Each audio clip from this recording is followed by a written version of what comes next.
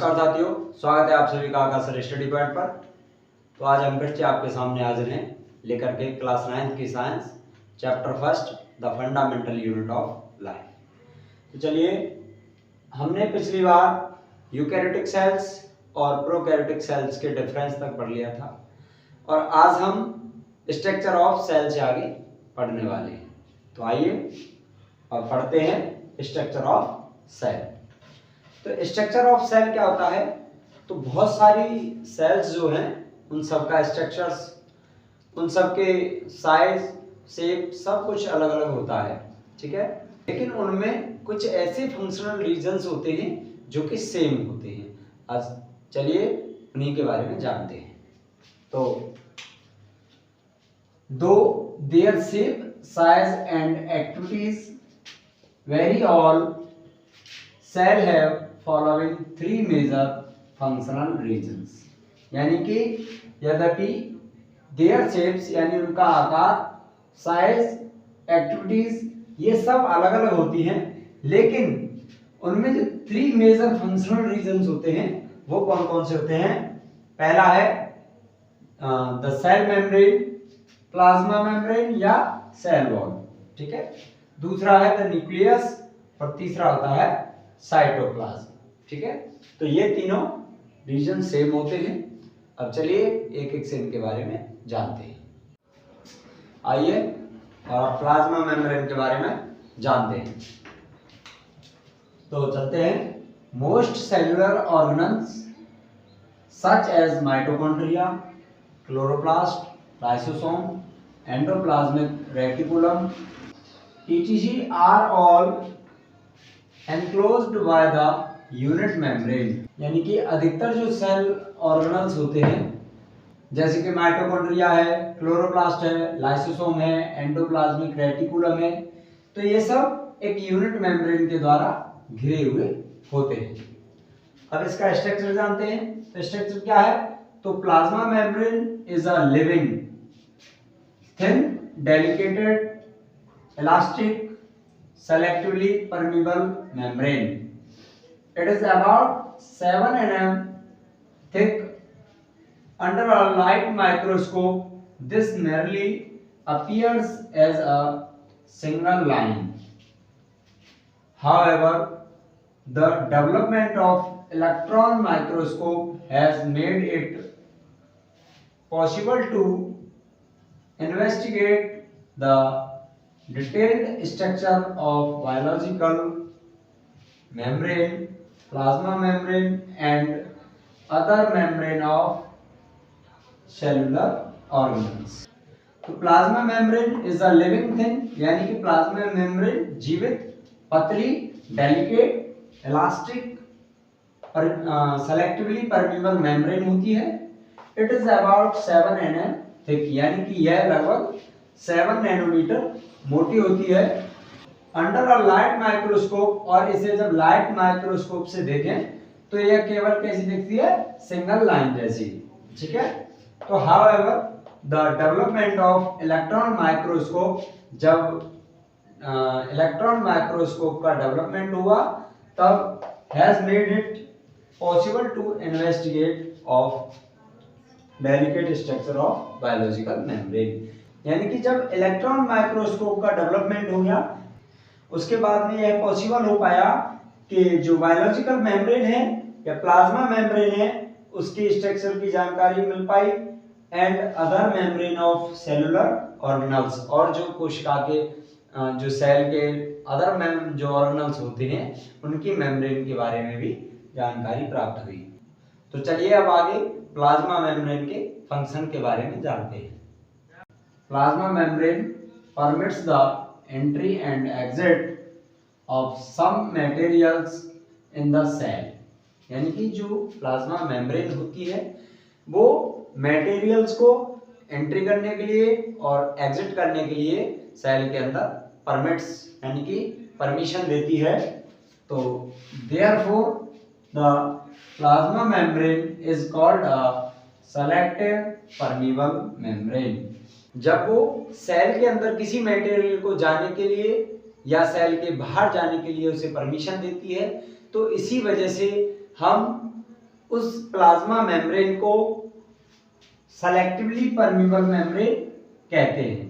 ठीक है, चलिए नेक्स्ट डिफ्यूजन समझते हैं। डिफ्यूजन क्या है?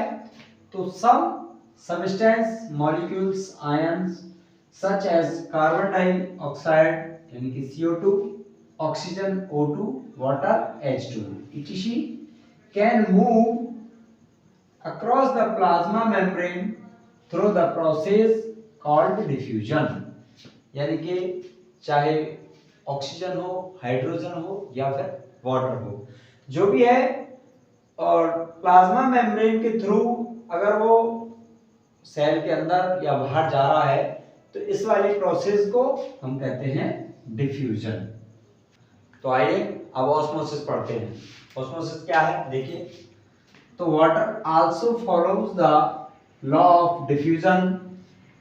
The spontaneous movement of water molecules through a selective permeable membrane is called osmosis. यानी कि जो वाटर है वो पहले से ही किसका डिफ्यूजन का लॉ फॉलो करता है।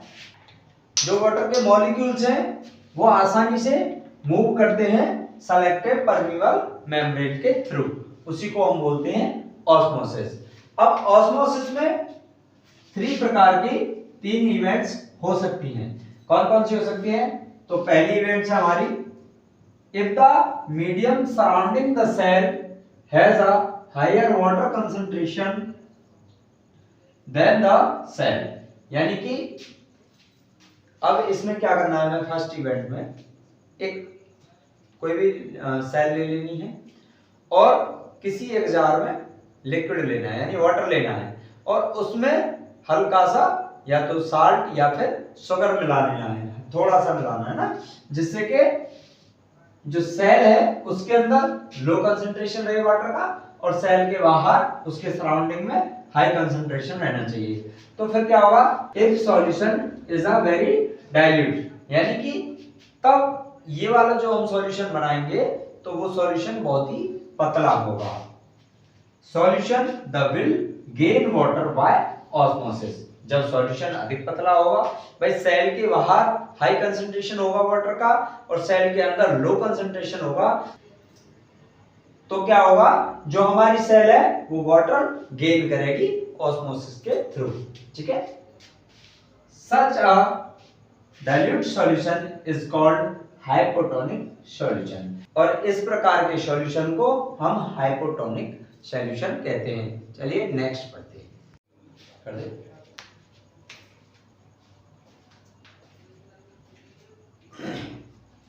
तो आइए सेकंड इवेंट पढ़ते हैं। तो सेकंड इवेंट क्या कह रहा है हमारा, if the medium surrounding the cell is of exactly the same water concentration as the cell, there will be no net movement of water across the plasma membrane. Such a solution is called isotonic solution। यानी कि क्या कह रहा है कि cell के अंदर और सेल के बाहर सराउंडिंग में जो वाटर कंसंट्रेशन है वो एकदम सेम है, यानी कि जितना बाहर वाटर कंसंट्रेशन है उतना ही अंदर वाटर कंसंट्रेशन है। तो क्या होगा कि there will be no net movement of water, यानी ना तो बाहर वाटर का मूवमेंट होगा ना ही अंदर वाटर का मूवमेंट होगा।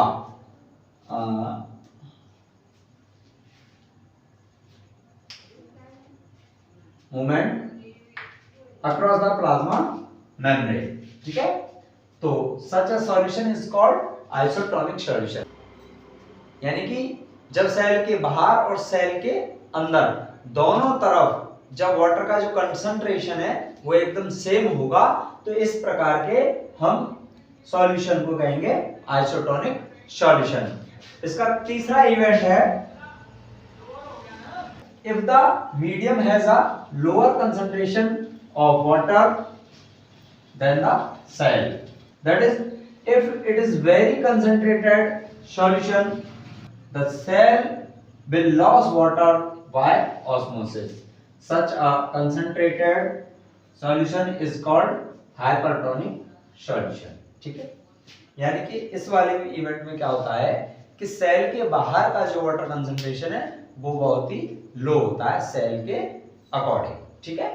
और फिर क्या होगा, it is a very concentrated solution, और ये जो सॉल्यूशन है ये बहुत सारा, ये इसको हम कह सकते हैं ये बहुत ही कंसंट्रेटेड सॉल्यूशन है, और it is a very concentrated solution, और ये जो कंसंट्रेटेड सॉल्यूशन है, the cell will loss water by osmosis. इस फिर क्या होगा, जब अधिक कंसंट्रेटेड सॉल्यूशन जो हो जाएगा तो जो सेल है उसके अंदर जो डली हुई है वो वाटर को लॉस कर देगी बाय ऑस्मोसिस, यानी ऑस्मोसिस के through. Such a concentrated solution is called hypertonic solution, और इसी तरह के सॉल्यूशन को हम हाइपरटोनिक सॉल्यूशन कहते हैं। और इसमें क्या है कि जो सेल है वो श्रिंक हो जाएगी। तो आइए अब हम difference between diffusion and osmosis पढ़ते हैं, यानी कि डिफ्यूजन और ऑस्मोसिस में क्या डिफरेंस है ये जानते हैं। तो इसका पहला पॉइंट है डिफ्यूजन का, diffusion can occurs in any medium, यानी जो डिफ्यूजन है वो किसी भी मीडियम में हो सकता है।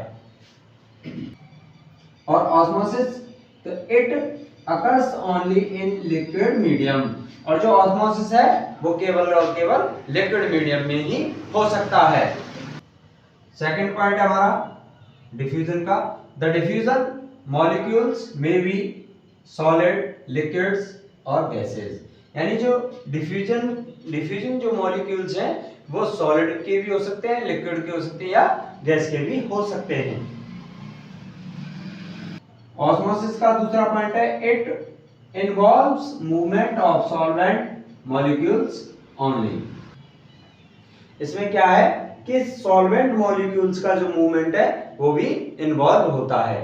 तो तीसरा पॉइंट हमारा डिफ्यूजन का, semi permeable membrane is not required, यानी कि डिफ्यूजन में सेमी परमीबल मेम्ब्रेन की कोई भी आवश्यकता नहीं होती है। अब ऑस्मोसिस का थर्ड पॉइंट देखते हैं, तो semi permeable membrane is required, यानी कि ऑस्मोसिस में सेमी परमीबल मेम्ब्रेन की आवश्यकता होती है। तो इसका चौथा पॉइंट है डिफ्यूजन का, an equilibrium in the free energy of diffusion molecules in achieved in the system, यानी कि सिस्टम में डिफ्यूजन मॉलिक्यूल्स की फ्री एनर्जी में इक्विलिब्रियम को अचीवमेंट किया जा सकता है। और ऑस्मोसिस में an equilibrium in the free energy of solvent molecules is never achieved, यानी कि सॉल्वेंट मॉलिक्यूल्स में फ्री एनर्जी को कभी भी संतुलित अचीव्ड नहीं किया जा सकता। चलिए नेक्स्ट पढ़ते हैं। तो आइए अब हम सेल वॉल के बारे में पढ़ते हैं, और एक बार पढ़ने से पहले उसका मैं थोड़ा सा आपको ओवरव्यू बता दूं। तो सेल वॉल क्या होती है, जो प्लांट सेल होती हैं उसके बाहर की जो आउटरमोस्ट कवरिंग होती है उसे हम सेल वॉल बोलते हैं। प्लाज्मा मेम्ब्रेन के बाहर की एक और कवरिंग होती है उसे हम सेल वॉल बोलते हैं।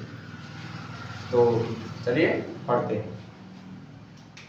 Cell wall, in plant cells there occurs a rigid cell wall which lies outside the plasma membrane. Cell wall is non-living and freely permeable and is secreted by the cell itself for the protection of its plasma membrane and cytoplasm. यानी कि ये जो cell wall होती है वो पौधों में होती है, प्लांटों में होती है, और there occurs a rigid cell wall, और यह क्या होती है एकदम कठोर होती है, यानी कि कठोरता प्रदान करती है, रिजिड प्रदान करती है, और यह कोशिका के द्वारा, सेल के द्वारा ही स्वयं सेक्रेट की जाती है, जिससे किसके लिए, for the protection of its plasma membrane and cytoplasm, और यह सेल के द्वारा खुद से ही बनाई जाती है प्लाज्मा मेम्ब्रेन और साइटोप्लाज्म की प्रोटेक्शन के लिए। अब देखते हैं इसके कार्य क्या हैं। तो function of the cell wall, पहला फंक्शन है इसका it permits the plant cell to become turgid. यह जो प्लांट सेल होती हैं उनको परमिट्स करती है टारगेट होने के लिए। As water enters the vacuoles through osmosis, और जैसे ही जो वाटर है वो एंटर करता है ऑस्मोसिस के थ्रू वैक्यूल्स में, द प्लांट सेल एक्सपेंड, और जो प्लांट सेल है वो बड़ी होती है, उसका विस्तार होता है, एक्सपेंड होती है।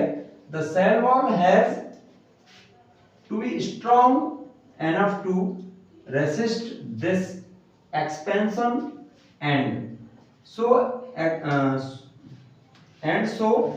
enable the cell to become target।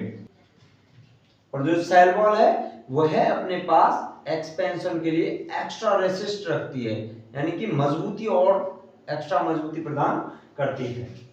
And so enable the cell to become turgid, और इससे क्या है, जो सेल है वो है टारगेट हो सकती है, यानी कि कठोर हो सकती है, मजबूत हो सकती है। तो आगे नेक्स्ट इसके और फंक्शन पढ़ते हैं। तो आइए अब हम function of cell wall second point पढ़ते हैं। तो सेकेंड पॉइंट है इसका, it provides mechanical strength to support the cell wall. The cellulose microfibrils are very strong.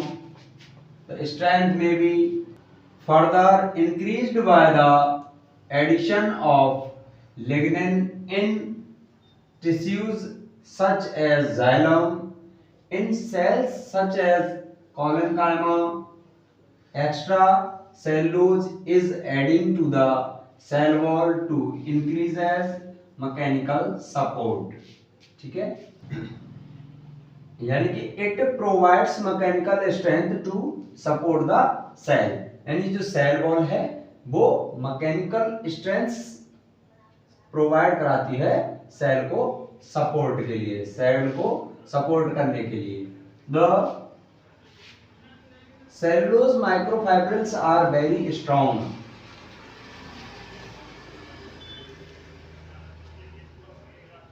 और जो सेलुलोज के माइक्रोफाइब्रिल्स होते हैं वो बहुत ही स्ट्रॉन्ग होते हैं। The strength may be further increased by the addition of lignin in tissues such as xylem, यानी कि जाइलम जैसे टिश्यूज में फर्दर स्ट्रेंथ इंक्रीज करने के लिए लिग्निन को मिलाया जाता है, यानी एक्स्ट्रा लिग्निन ऐड किया जाता है उसमें। इन सेल्स सच एज कोलिनकाइमा, और कोलिनकाइमा जैसी सेल्स में extra cellulose is added to the cell wall to increases mechanical support, यानी कि मैकेनिकल सपोर्ट इंक्रीज करने के लिए कोलिनकाइमा जैसी सेलों में एक्स्ट्रा सेलुलोज ऐड किया जाता है।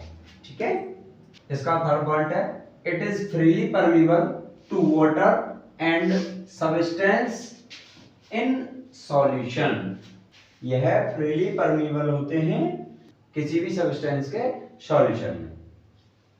नेक्स्ट चौथा पॉइंट है इसका, it has narrow pores called pits through which fine strands of cytoplasm called plasmodesmata are able to pass। यानी कि इसका चौथा पॉइंट है, it has narrow pores, यानी इसके अंदर क्या छोटे छोटे पोर्सेस होते हैं, छिद्र होते हैं, called pits, जिन्हें क्या कहते हैं, pits कहते हैं। through which fine strands of cytoplasm, यानी जो साइटोप्लाज्म में स्ट्रैंड्स होते हैं छोटे छोटे धागे जैसे, जिन्हें प्लाज्मोडेस्माटा कहते हैं, आर एबल टू पास, और पास होने के लिए वो एबल होते हैं। चलिए अब नेक्स्ट पढ़ते हैं। तो आइए और अब हम साइटोप्लाज्म पढ़ने वाले हैं। तो देखते हैं साइटोप्लाज्म क्या होता है। तो साइटोप्लाज्म में हमारा the part of the cell which is between the plasma membrane and the nucleus is called cytoplasm। यानी कि सेल का वो पार्ट जो प्लाज्मा मेम्ब्रेन एंड न्यूक्लियस के बीच में होता है उसको बोलते हैं हम cytoplasm. Cytoplasm and nucleus together are called protoplasm, और साइटोप्लाज्म और न्यूक्लियस दोनों को मिलाकर हम क्या बोलते हैं, तो प्रोटोप्लाज्म बोलते हैं।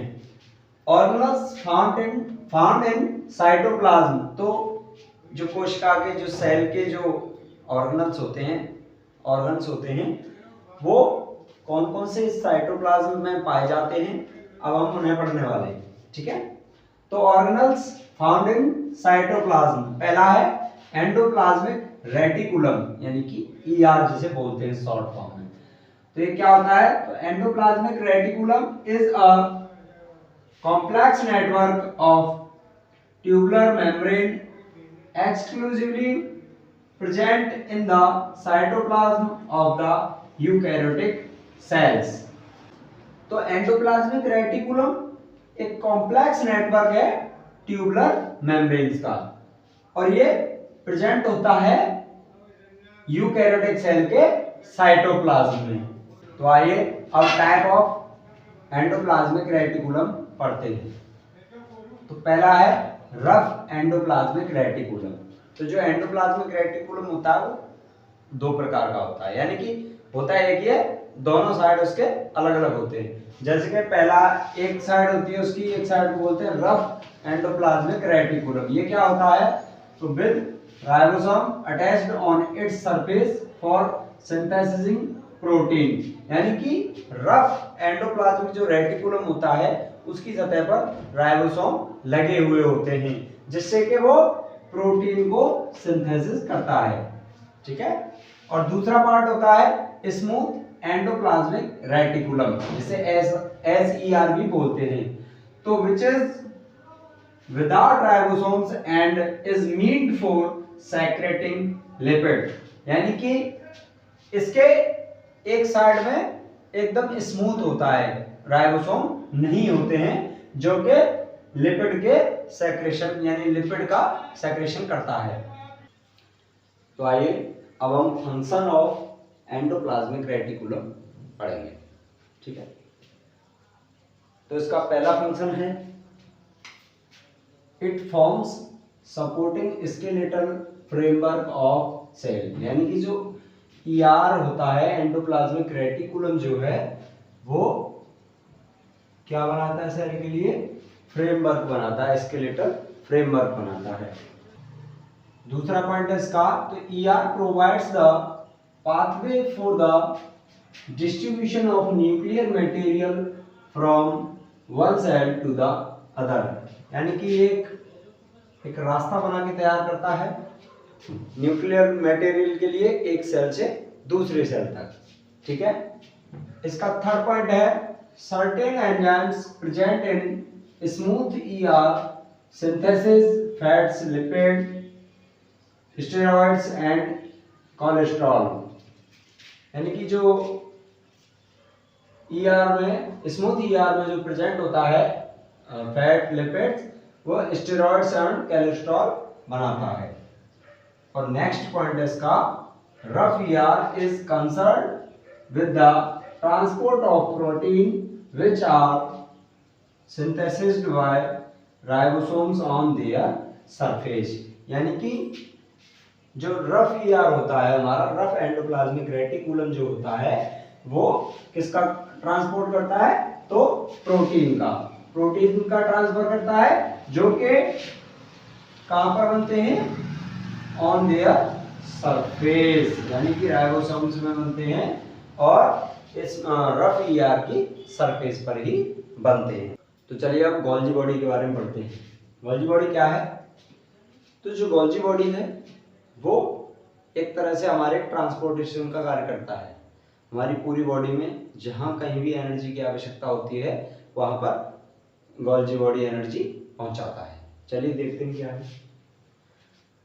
तो Golgi body also known as Golgi apparatus, यानी कि गोल्जी बॉडी को हम पहले से ही गोल्जी अपरेटस के नाम से जानते हैं,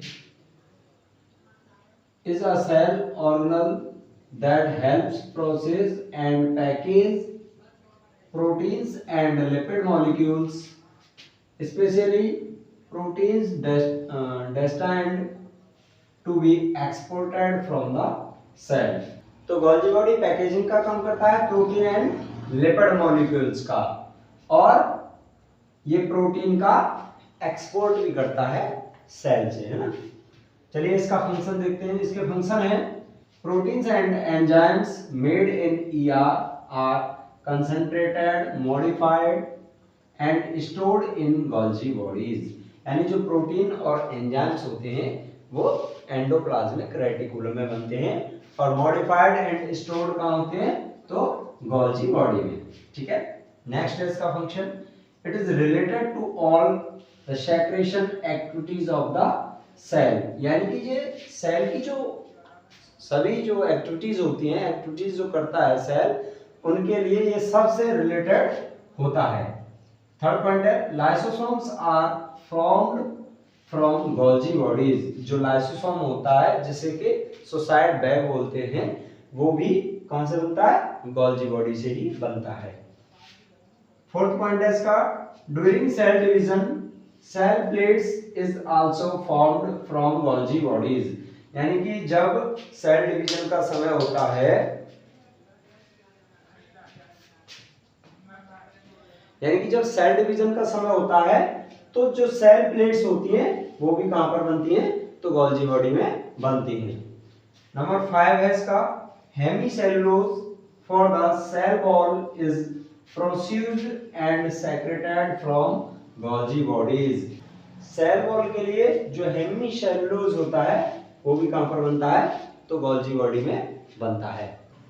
तो आइए अब हम लाइसोसोम के बारे में पढ़ते हैं, जिसे सुसाइड बैग भी कहते हैं। तो क्या है इसकी सुसाइड बैग की कहानी, चलिए देखते हैं। तो lysosome are simple tiny spherical shape like structure evenly distributed in the cytoplasm. यानी कि एक सिंपल टाइनी स्फेरिकल होता है और ये कहां पर पाया जाता है, तो साइटोप्लाज्म में डिस्ट्रीब्यूटेड होता है। अब इसके फंक्शन देखें तो फंक्शन है पहला इसका, डाइजेशन ऑफ फूड आइटम्स और external substance that reach inside the sale tax place inside the lysosome. यानी कि जो भी इसका फूड आइटम्स होता है या जो भी सब्सटेंस बाहर से सेल के अंदर पहुंचते हैं, उनको क्या करता है, ये लाइसोसोम अपने अंदर डाइजेस्ट कर देता है, ठीक है। सेकंड पॉइंट है, तो when they first auto digestion of the cell also take place, this process is also called autolysis और self destruction.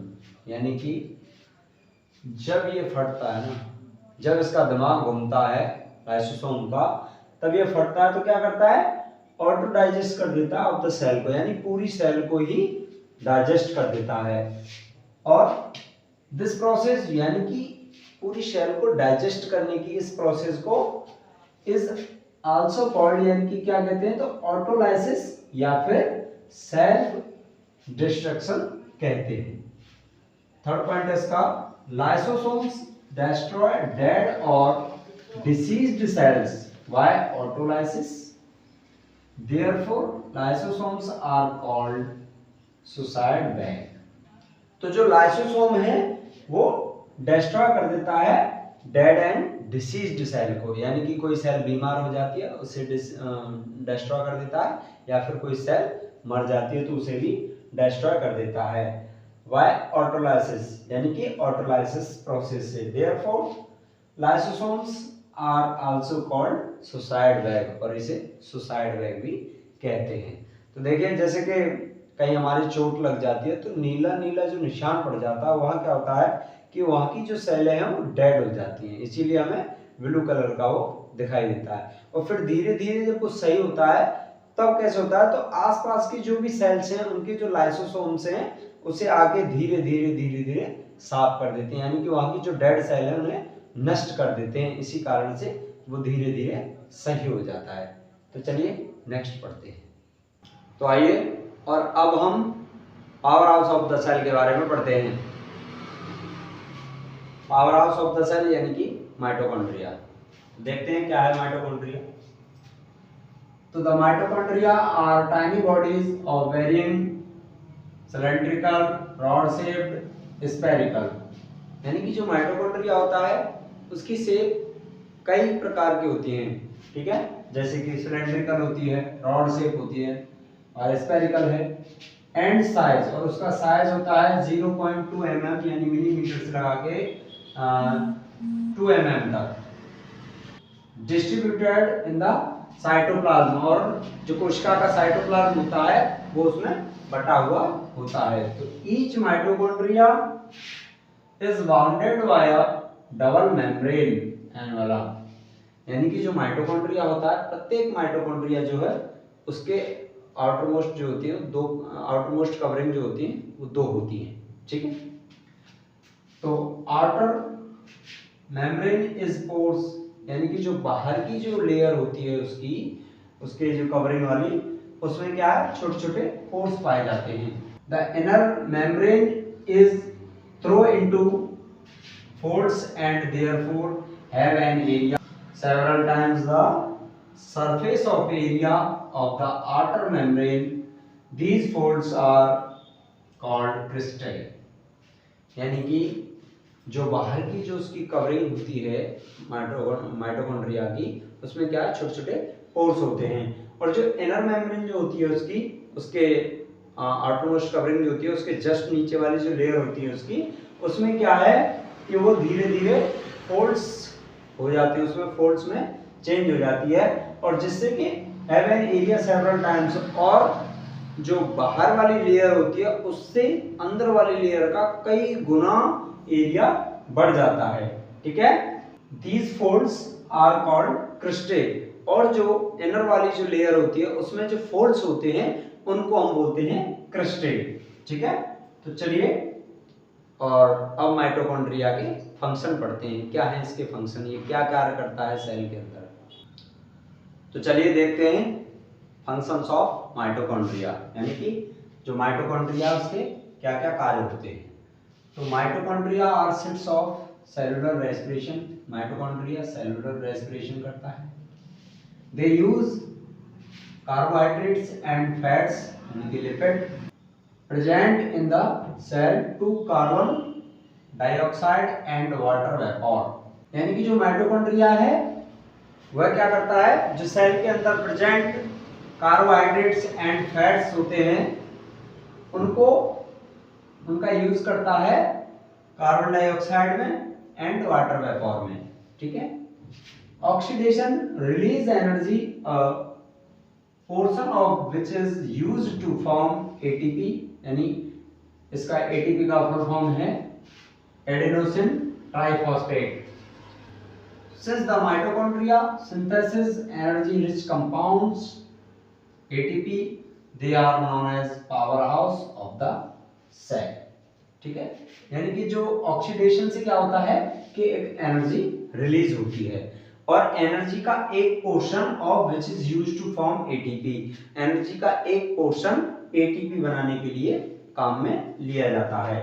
Since the mitochondria synthesis energy rich compounds ATP, और जो माइटोकॉन्ड्रिया है वह एटीपी कंपाउंड सिंथेसिस करता है जो कि energy से भरपूर होते हैं, इसीलिए इस माइटोकॉन्ड्रिया को powerhouse of the cell बोलते हैं, ठीक है। तो चलिए नेक्स्ट पढ़ते हैं।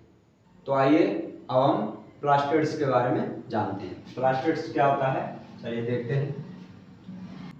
Plastids occurs in most plant cells and are absent in animal cells. Like the mitochondria, the plastids also have their own genome and ribosomes.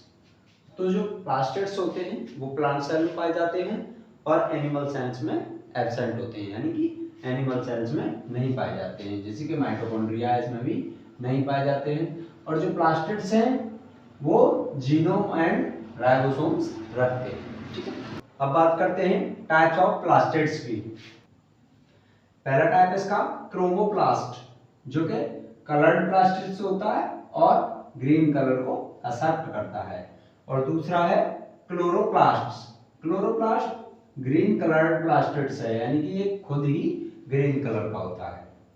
और नेक्स्ट है ल्यूकोप्लास्ट। ल्यूकोप्लास्ट क्या होता था, कलरलेस प्लास्टिड्स, तो ये कलरलेस होता है, विदाउट कलर का होता है, ठीक है। तो चलिए नेक्स्ट पढ़ते हैं। तो आइए और क्लोरोप्लास्ट के बारे में जानते हैं। तो chloroplast are present in green algae and higher plants. They have a green pigment called chlorophyll.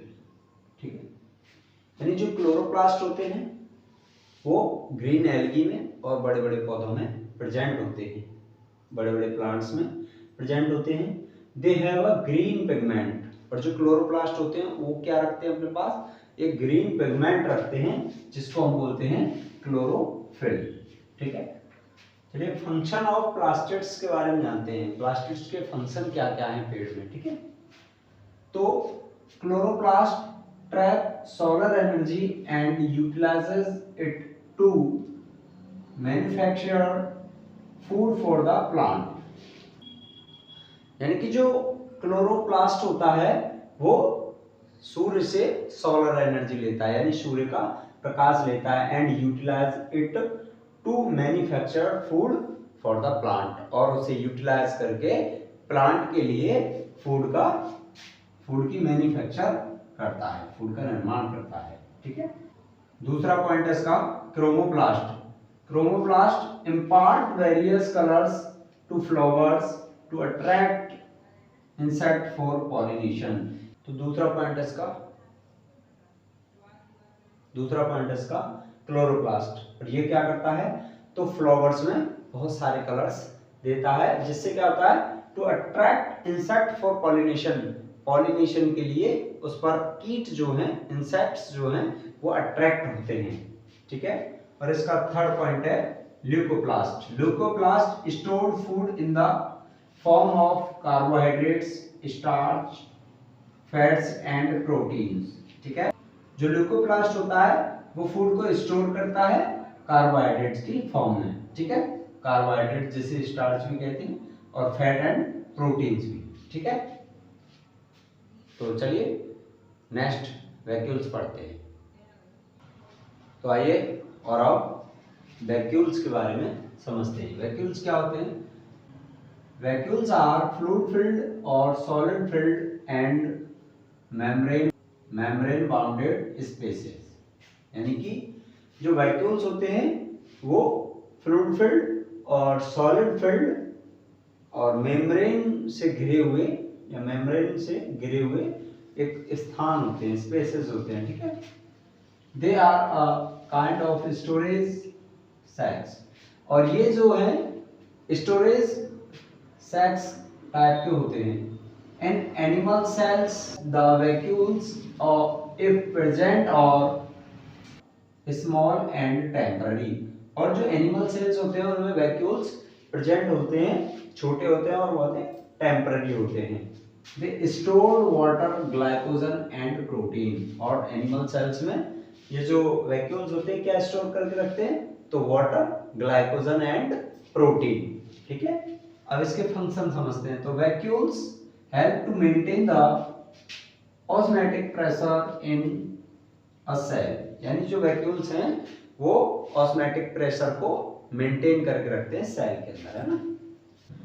They store toxic metabolic by product और end product of plant cell. Last product of plant cell तक के toxic metabolic को store रखते हैं।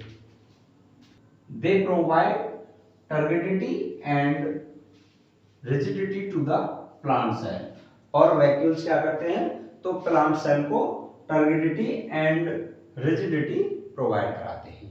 ठीक है, चलिए next nucleus पढ़ते हैं।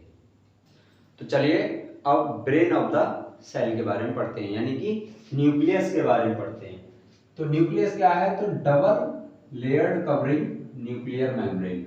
न्यूक्लियस डबल लेयर से कवर होता है, जिसे हम न्यूक्लियर मेम्ब्रेन कहते हैं।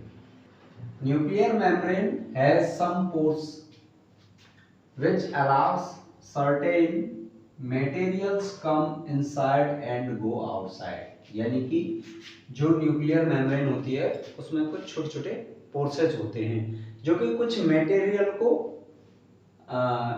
कम्स इनसाइड, यानी कि न्यूक्लियस के अंदर आने के लिए, और गो आउटसाइड, न्यूक्लियस के बाहर यानी साइटोप्लाज्म में जाने के लिए उसे अलाउ करते हैं।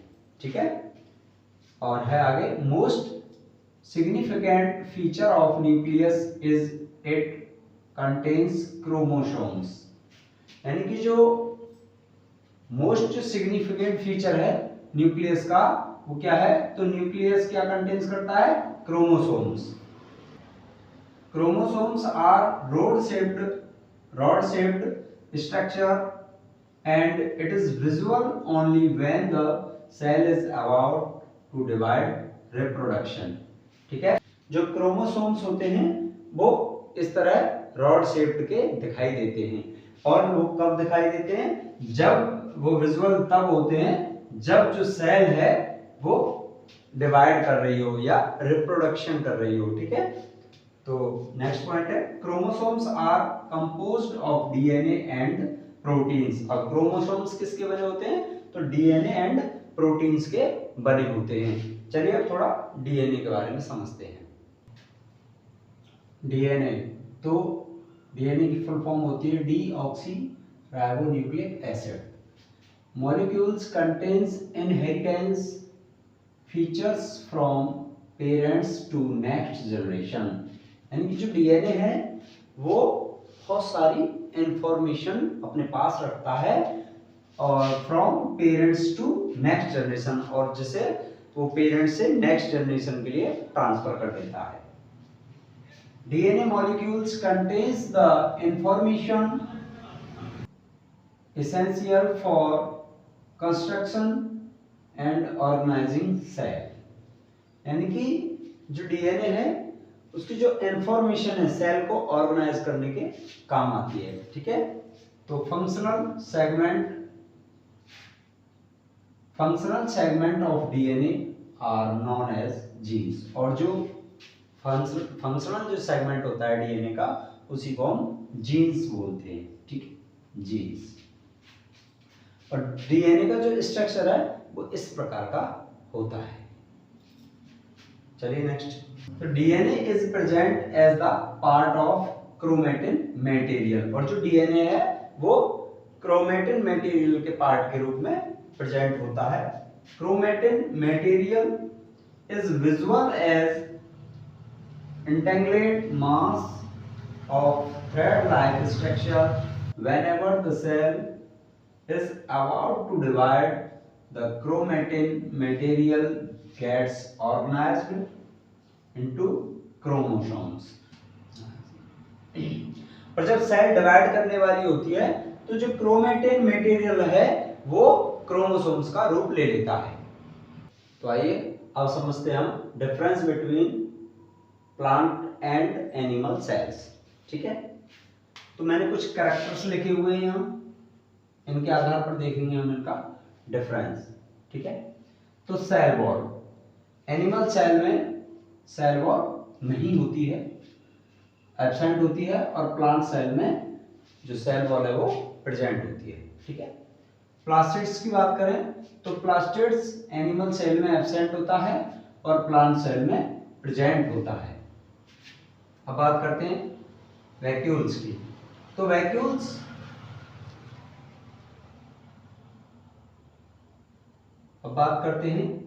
की। जो वैक्यूल्स होते हैं वो एनिमल सेल में बहुत ही छोटी छोटी होती हैं, इसीलिए हम इसे एब्सेंट ही मानते हैं, और प्लांट सेल में ये प्रेजेंट होती है। रिजर्व फूड, जो एनिमल